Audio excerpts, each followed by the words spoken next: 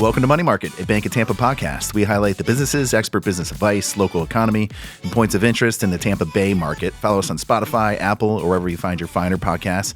And please share this episode with a friend or colleague if that's something that is of interest to you. I am your host, Owen LaFave, the Pinellas County Market President for the Bank of Tampa, Tampa Bay's oldest and largest community bank. Today, we're joined by Santiago Corrada, President and CEO of Visit Tampa Bay. He's the main spokesperson for the tourism and hospitality industry in Tampa.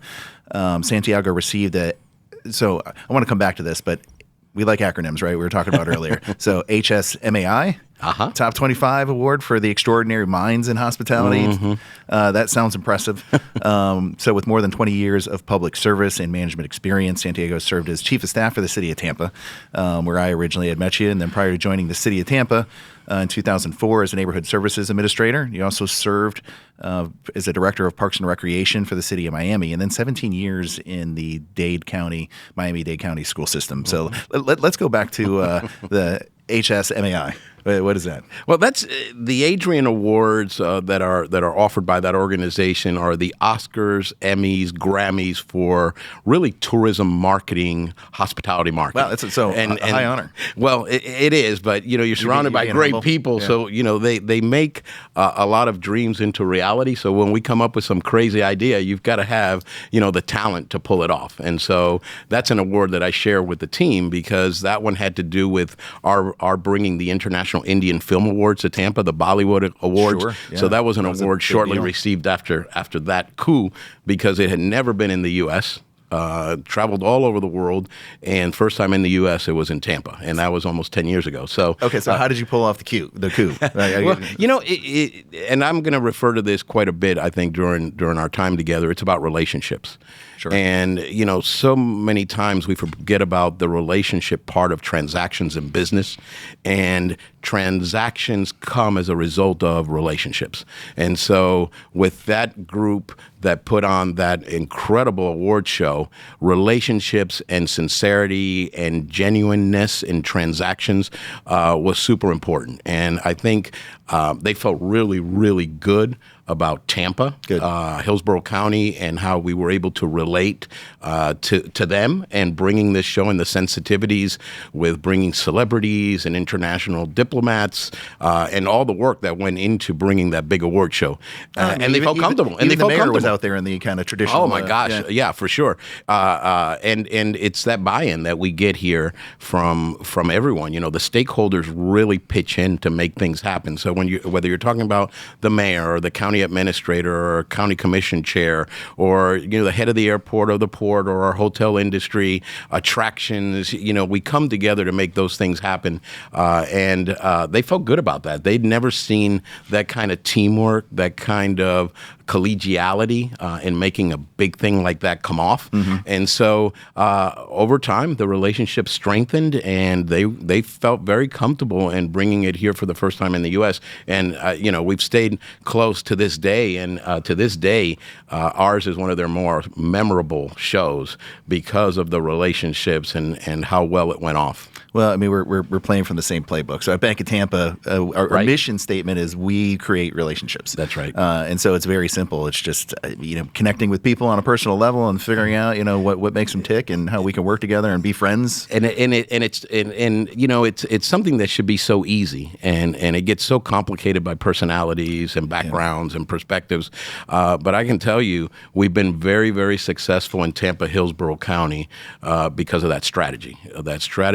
We're a team. We get along. We love to build relationships with, I was an outsider 20 years ago. Right? I came from Miami, and I didn't know how I would be received because I knew how I had been received in Miami coming out of New Jersey. I'm originally a Jersey boy. And it was interesting to see how Tampa wrapped its arms around someone who was not from here and brought in maybe some different ideas and perspectives and how that was embraced. And I think that's something that makes us very, very special. You don't find that in lots of places.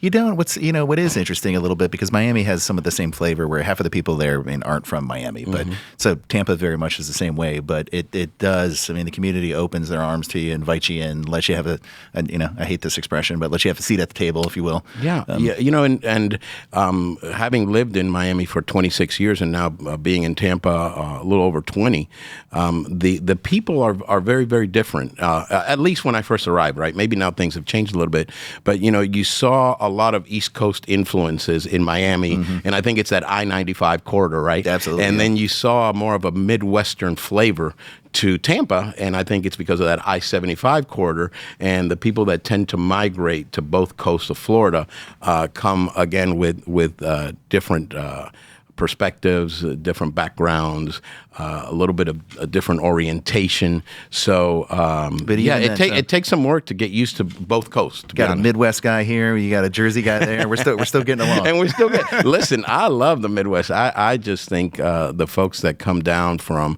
Michigan and Ohio and the Midwest really add to the fabric of this community in a very, very positive way. So, yeah, I'm all about it. I'm originally Jersey guy, but I don't know that I was completely Jersey guy. Again, only lived there about 13 years and 26 in Miami, 20 here. So really a Florida person, yep. But really a Tampa Hillsborough County person. So let me start with, how does it feel to be an ambassador to one of Time Magazine's top 50 places on Earth? Not just the United States or the Western Hemisphere, but Earth. What do you think about that? That's remarkable. And I can tell you that 20 years ago, we did some studies, we did some task forces around the identity of Tampa. And I can tell you when we launched into trying to develop a brand for the destination or an identity for the destination, we found some interesting things out on the road when we did these study groups. And it was that there was little idea of Tampa. Not good, not bad, just people didn't know enough about Tampa. So when we developed the brand that we did, which we're wearing on our lapels today, it was about. My pleasure. We love handing those out. I have a pocket full. It was about Tampa being this treasure that needed to be discovered. Right, we wanted you to come and unlock this amazing destination. And that kind of ties into the pirate theme. It kind of sort of did, and some people took offense with that. But you in marketing, you have to have images that are iconic that grab the attention, right? So what's offensive about? The pirates and pillaging and plundering, and I guess the aggressive side of piracy, which some people still have an issue with. There's a downside. Yeah, there's a downside, but we weren't as focused on the piracy side.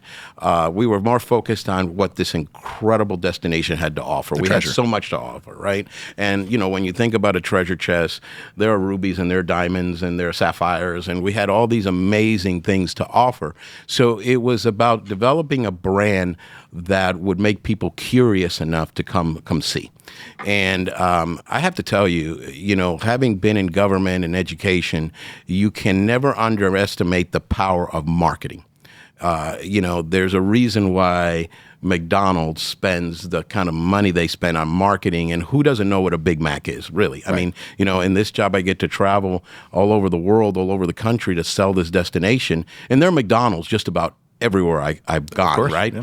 And they still spend an extraordinary amount of money marketing their brand. And that's just a top of mind thing, and, right? And it has to be a top of mind thing, right? Yeah.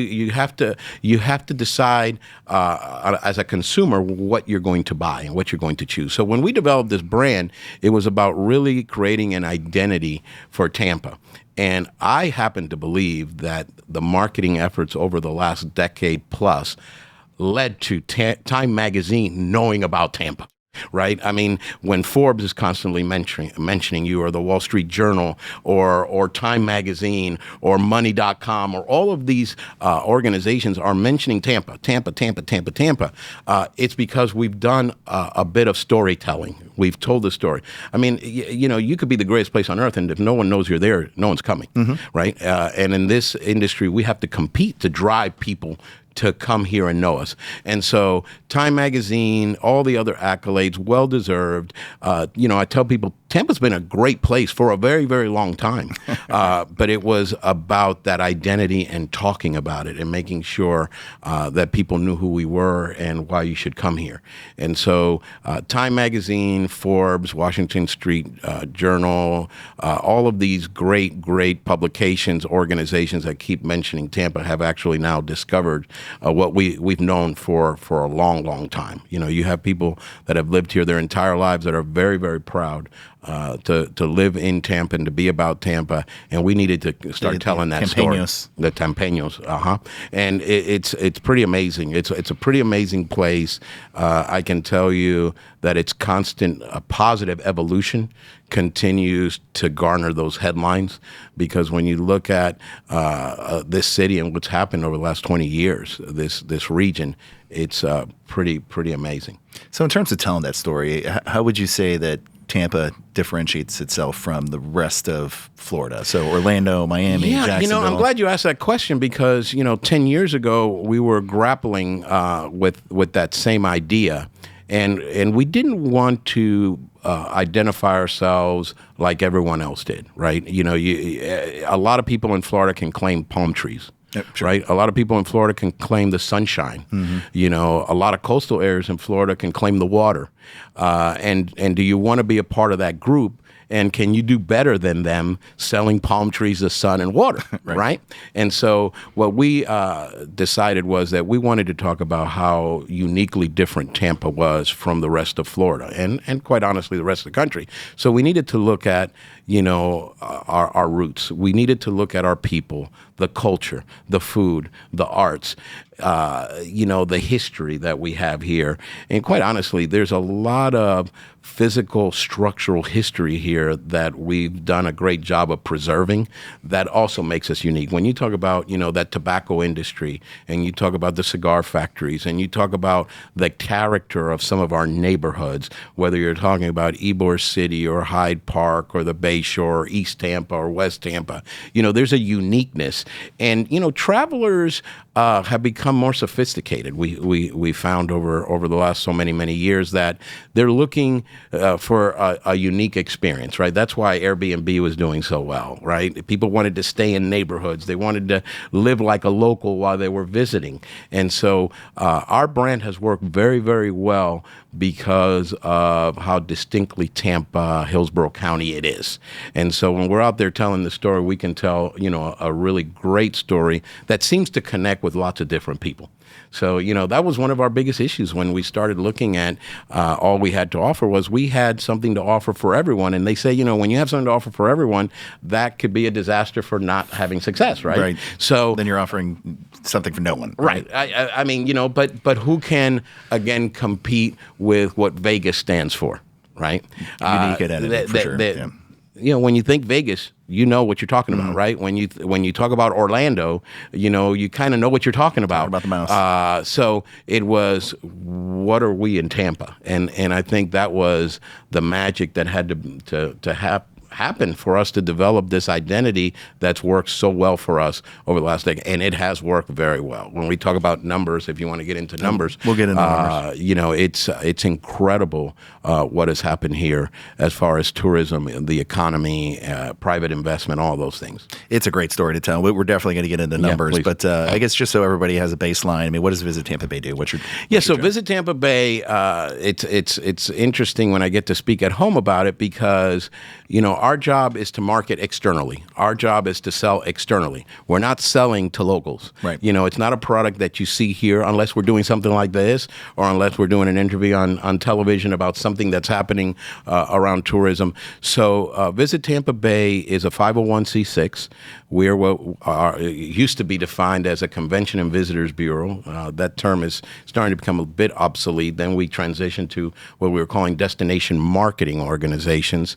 And there was a bit of an evolution even beyond that to destination marketing management organizations. And, we like to define ourselves as a destination leadership organization. We're under contract with Hillsborough County to sell and market this destination to the world. We're under contract and agreement with the city of Tampa to sell and market that convention center that we're very fortunate to have here, a beautiful waterfront convention center. So 501c6 under contract, under agreement with the county and the city, and we're supported by what is called statutorily the tourism development tax. And, it creates a lot of confusion. Because when people hear the word tax, they feel that they're all contributing to it. Okay. And in this instance, you're not, unless you're staying in a hotel or an Airbnb or a VRBO or an RV locally. And I often say, locals don't usually stay in those things at home. Right. They do that abroad. So most of our budget, the tourism development side of it, comes from people staying in hotels, overnight rentals, collected at the hotel, remitted to the county, and then remitted to us to do what we do. And that's market, sell, incentivize. When you talk about the scope of work of all the things we do, it could be a show in and of itself, but, we incentivize airlines with the airport. We're starting to now work with the port on cruise ships. We incentivize big conventions, meetings, events, sports events. We now market for our Economic Development Corporation under the guise of Make It Tampa Bay. We've done anti-human trafficking campaigns. We get involved with the school system and higher ed on developing programs in the hospitality field. Wow. We raise dollars for scholarships for young people going into the industry. So the majority of our funding comes from that tourism development tax paid in hotels, not by us locally. I always say, I challenge you to look at your tax bill. I think those things are coming out soon, and you won't find a tourism hospitality tax on your tax bill. I promise you won't find one of those there. And then the dollars we raise privately, because of the 501c6, we're also able to raise private dollars through our visitor center, through marketing co-ops, through special events, through our partnership-based dues system. So we're able to raise, private dollars to supplement the public dollars that, again, come from the hospitality industry. We are not an organization that's funded by regular citizen taxpayer dollars. And so our job is to get out there and sell this community, this destination to the world. And, again, that could be a leisure traveler, either domestically or internationally. That could be a big convention, a big meeting, a big event, a group, a festival coming to the destination. It's to draw people to the destination.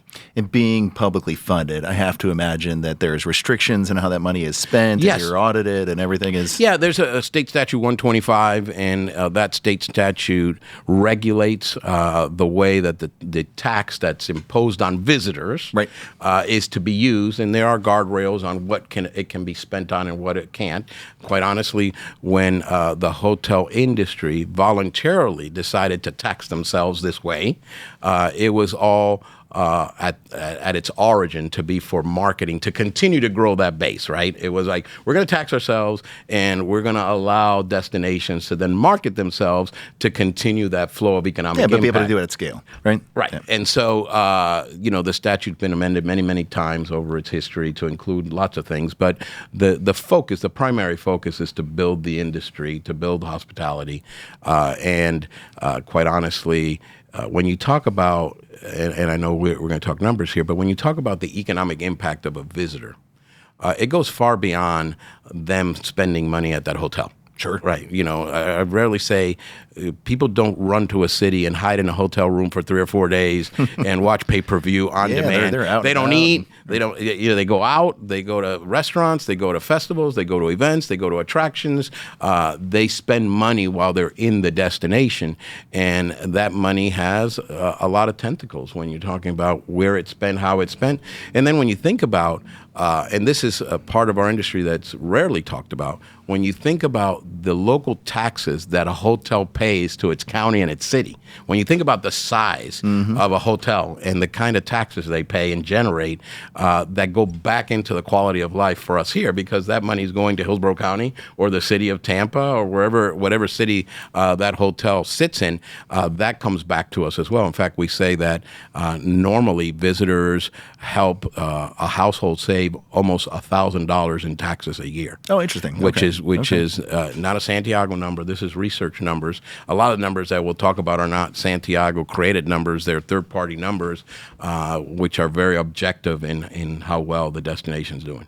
Well, and so part of that savings is why we don't have a state income tax, right? Well, that's exactly right. I've often heard our chief financial officer for the state of Florida say that a quarter of all of Florida's sales tax, which is enormous, is raised by visitors. Wow. Which means that that's not taxes we're paying, right? So I often say, when you see that out-of-state license plate, smile at them, because they're the reason we don't have an income tax. Right. And when you get paid every other week or on Fridays, there's no income tax attached to your check. We need to get that message out, especially this time of year. That's right. So when you see a license plate from Ohio or Michigan or Pennsylvania or wherever the license plate is, smile at them and think, hey, because of you, I'm not paying income tax on my paycheck this week. Right. Yeah. So you had mentioned 501c6 chartered by Hillsborough County. I'll get to where I'm going with this. It's not intended to be a fastball, but Visit Tampa Bay. So you represent Tampa and Hillsborough. We represent Hillsborough County. Okay. And quite honestly, it's always, our organization's always had Tampa Bay in its name. So It's not a new thing. Before it became Visit Tampa Bay, it was Tampa Bay and Company. It's company being I know the stakeholders. The chamber, it was not well received when they changed their name. Yeah, we've always had a great relationship regionally with lots of our friends. And to be frank, when we host a big event, right? And let's just pick on one. The Republican National Convention or a Super Bowl or even the Bollywood Academy Awards, in many instances, we don't have the hotel inventory or the right kind of hotel inventory to host that major event just in Hillsborough County. So the fact that we share those with the region and they benefit from those, I think made it a little bit more palatable for people to say, yeah, it's Visit Tampa Bay, because there is a benefit to what they do regionally. And I do see the organization being very collaborative and working with Visit St. Pete Clearwater. Yeah, we work with everyone. I mean, we've established relationships throughout the state.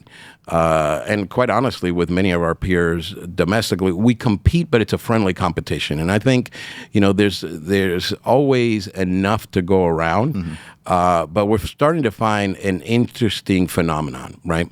After the pandemic, there were only some cities, some states in the country that were still holding business. Or still, and Florida being open for business during the pandemic gave us an advantage. Mm-hmm. But there's just so much of a visitor base domestically, when you think about it, that you can draw from. And when only certain places are open for business, all the folks are going there. But now that we're seeing somewhat a return to normalcy, we're starting to see that visitors are maybe saying, now I'm ready to go to other places again. Sure. I've done the Florida thing now for several years. I'm ready now to go to other places. So even though we're doing very, very everybody well. Went to Europe this summer. Yeah, right. I mean, it's so funny. Everybody I talked to from Tampa went to Italy last summer. But that's besides the point. So again, we're starting to see that the visitor base was starting to be stretched. And I think we're starting to see a return now to travel and, Did that create normal some travel. Friction between the other parts of the region? No, I don't think so. I mean, what it does is it generates a lot of conversation. Okay. Are you seeing in Orlando what we're seeing in Tampa? Are you seeing in Miami what we're seeing in Sarasota? So there's conversations that happen. But again, it's still very, very friendly competition. Everyone gets along. Everyone learns from each other, I think. It's like, oh, you guys came up with that cool marketing idea. How did you do it? Maybe we ought to try try it, and you have to fashion it to your own destination, right? Because what might work in Tampa might not work in Homosassa Springs, but you really focus on what drives people to your destination, and we're starting to see, I think, a spread of that visitor base because everyone that missed the tourism economy now wants it back. And, there's something to be said about that visitor economy. I mean, anytime you go on a cruise and you're visiting destinations, port of calls, it's interesting to hear how many destinations would not be able to survive without the tourism economy. Sure. And it's wide. I mean, I was surprised. I for Thanksgiving break, I went on a cruise and I visited 4 destinations, and each one of them, thanked us for being there and said, if it weren't for cruise ships and it weren't for tourists, we'd have an issue here economically. So the tourism economy fuels a large part of the world. Let's talk about numbers. Let's talk about numbers. So I feel like every year we're setting new records. But I mean, so in 2023, how'd we do? We did great in 2023. We monitor fiscal year and we monitor calendar year. Okay. So through the fiscal year, which our fiscal year ends September 30th to align with the county and the city, we set a new hotel revenue bed tax collection benchmark. We hit over $1 billion in hotel taxable revenue in the fiscal year. We hit that in the calendar year last year, but not in the fiscal. Okay. So we've knocked it out now in the fiscal year, and through 11 months, we're almost at $1 billion. And last year for the calendar year, we hit $1.031 billion, and we normally expect over $50 million per month. So that's amazing. We're on track to hit that billion mark also in the calendar year, breaking last year's record. But what's more interesting about that is how far we've come, because when I took over now back in 2013, hotel taxable revenue in Hillsborough County was $423 million. That's incredible. And you fast forward a little over a decade, and we're over $1 billion. And and then people start to ask, the skeptics or people who have inquiring minds, well, how is that possible? Did you add a gazillion hotel rooms? Because obviously the hotel rooms are what's bringing in that taxable revenue. And we do a lot of data and a lot of data mining in the office. And quite honestly, over the last 10 years, we've added maybe 2,000 hotel rooms, not properties, hotel rooms to the inventory, which doesn't set you up for that kind of growth. I think what has set us up for that kind of growth is what we've seen as far as driving demand. Okay. When you talk about our occupancy level year to date through November, tied at the top of our competitive set at over 72% occupancy average. Okay. When you think about that, that's almost 7 out of every 10 rooms of the hotel are being occupied. It's an incredible stat. So when you're over 70% occupancy, you're doing very, very well. And so then 80 hours have to drive that too. So average daily rates. Average daily rates, and obviously when there's demand and there's a higher end product like we've seen added over the last couple of years with the JW Marriott, with the Marriott Edition, and then the demand, it drives rate. So you're driving rate, you're driving occupancy, all the key performance indicators are all trending in the right way. But again, you're only as great as your last big hit, and occupancies fluctuate, months fluctuate, days fluctuate. So you constantly have to be on your toes, constantly. Again, back to that marketing and front of mind and being competitive. I've had conversations with mayors where I've said, look, I came out of the mayor's office. There's no monopoly on travel. There's no monopoly on tourism. There's no monopoly on being the host for conventions. When you run city government, you get your trash picked up by the city. You don't go and shop around, right, and say, oh, I want... No, if you don't like the service, you can't go... Yeah. So again, you kind of have a hold on garbage pickup, on water. When you open up your tap, the water you're getting from your city. People don't have to come here. So is that the disconnect a little bit? So on the government level, they say, well, people are going to come here anyway? No, you hear that a lot, and I think we've gotten spoiled in Florida because of the weather. And people say, oh, because we have great weather year-round, people are still going to come here. And that's not a fact. I mean, the fact is that, lots of cities have great weather. Right. Lots of cities have convention centers or theme parks or museums or performing arts centers. And again, you've got to get out there and compete. And where we see, the biggest amount of competition, where you're looking at incentive dollars, is in the conventions, meetings, associations, group space, because you've got groups out there looking at multiple locations, multiple destinations, and what makes Tampa the winner. And so we have to compete very, very strongly to make sure that we bring in our share of conventions, meetings, and because again, we're under agreement with the city to make sure that convention center is filled 18 months and out. Sure. And so our team is adamant. Their sole purpose is always to drive visitation. I'm very curious about the convention center. I want to get to that in a minute, but just in terms of, so we've got domestic tourism, maybe not now having other choices as the world has opened up. Mm-hmm. Are international travelers backfilling that? Are they here? Yeah, there were lots of things obviously that made international travel complicated, right? You had different rules around the world dealing with COVID. You have visas and visa wait times and direct flights. I mean, there are lots of things that impact how you draw international visitors. And yes, international visitors steadily have been getting back to 2019 levels. Still not there yet, because of all those complications that exist still out there. But we work so closely with our airport. Our airport, has been named one of the best in the world, one of the best in North America. I'm biased, but it's my favorite. It is a spectacular airport, and you learn to love it as you travel more and more and visit other airports and realize how maybe inefficient or inconvenient they can be. And ours is so convenient and so efficient. But we work with them, and they're a fabulous team as far as where there is potential to grow international air travel. And they do their homework, and they'll call us up and say, hey, we think that this flight to this part of the world would work for us. We need your partnership on this. And they're great about bringing in Visit St. Pete Clearwater, Visit Tampa Bay, all of the chambers involved, all the economic development organizations.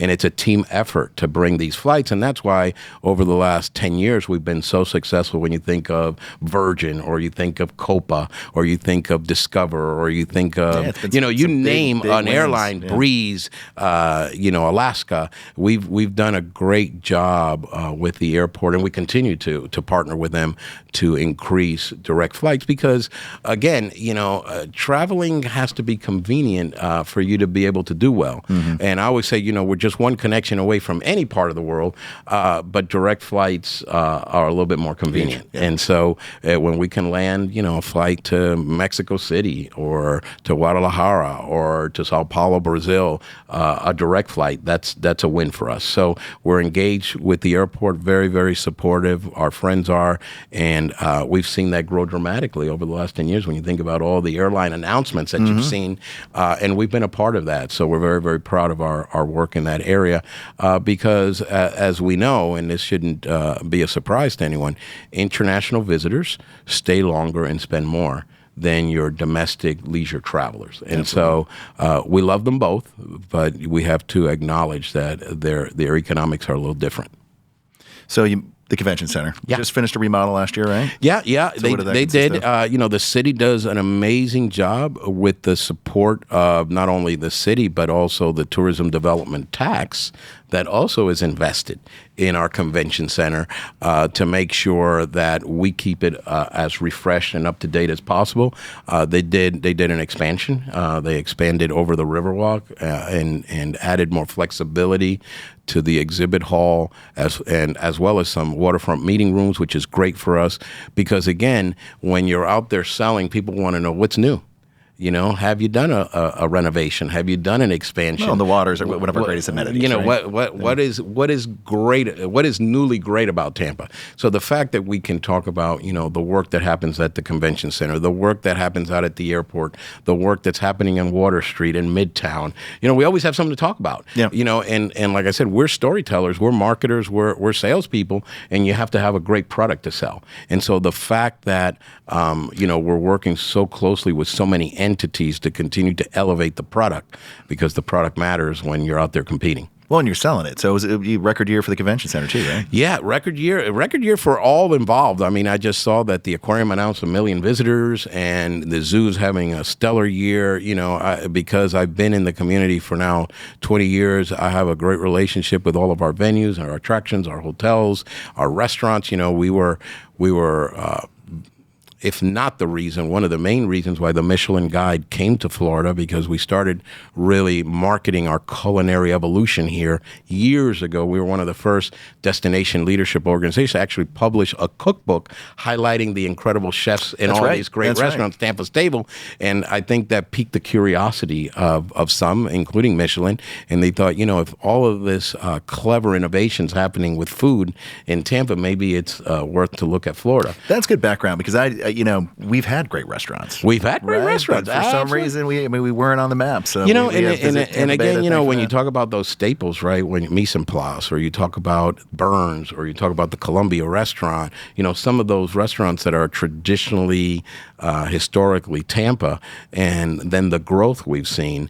Not so sure we were doing such a great job marketing that as part of the overall destination. Maybe those we're on the map now. Oh my gosh, are we on the map? And we continue to see restaurants opening and new chefs coming to the area and developing concepts.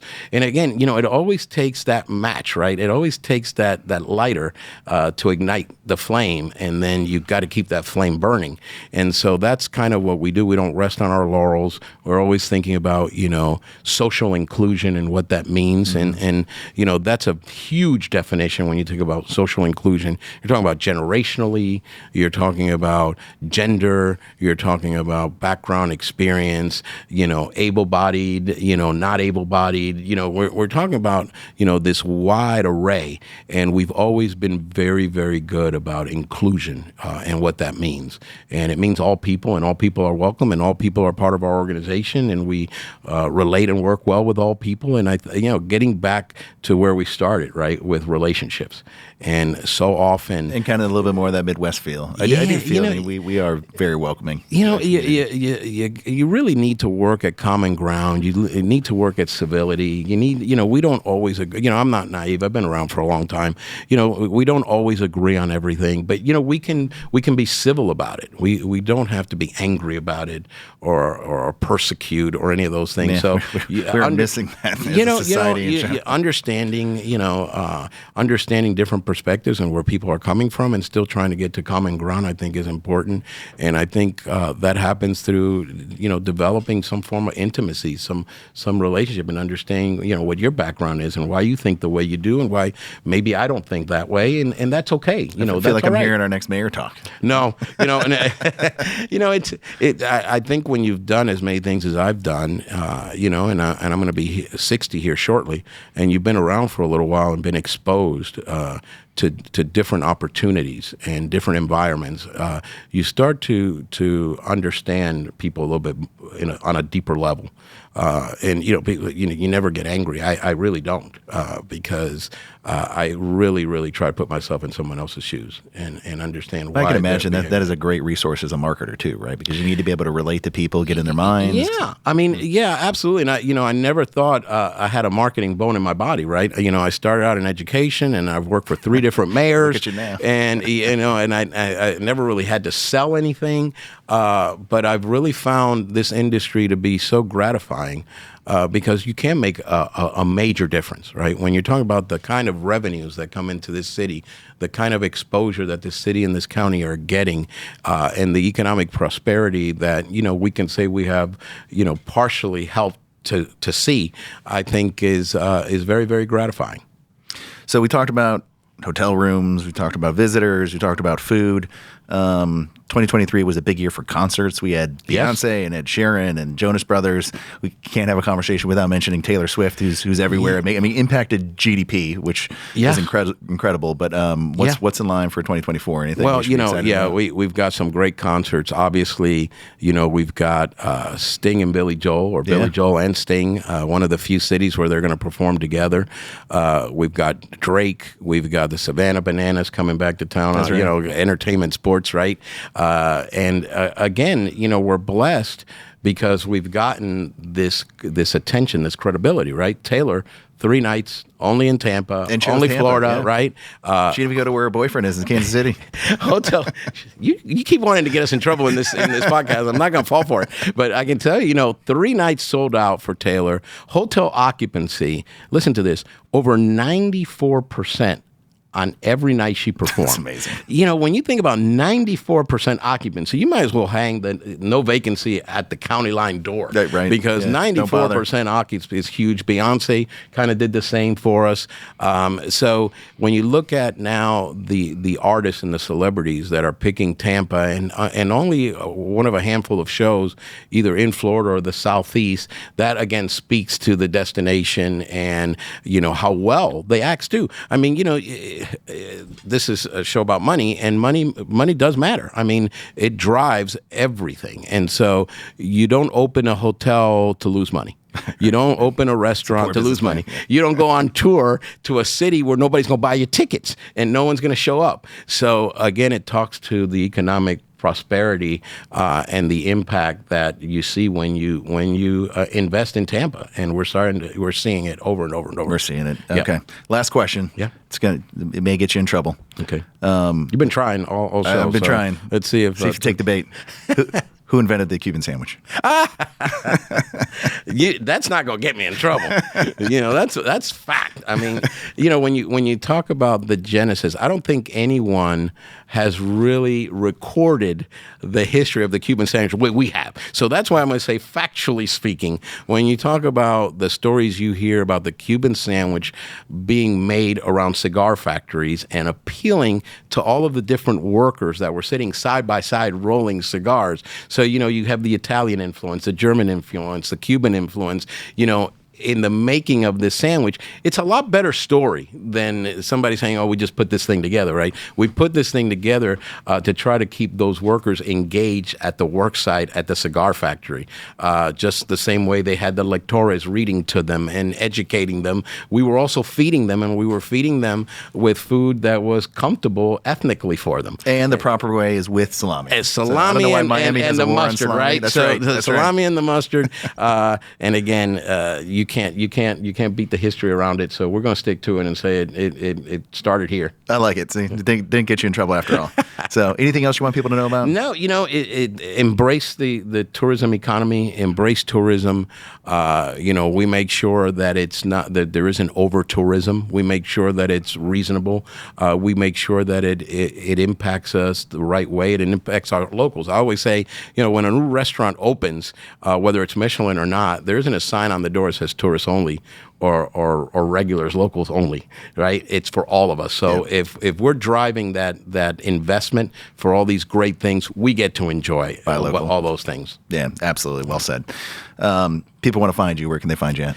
Well, it's Corrada at visitampabay.com. Our website. We're all over social media. It's, if you Google Visit Tampa Bay, you'll find everything about us, which is a great resource, quite honestly. We have great tickets on sale. We have a Riverwalk Pass, which is awesome, not just for visitors, but for locals. We have the city pass, which is also amazing.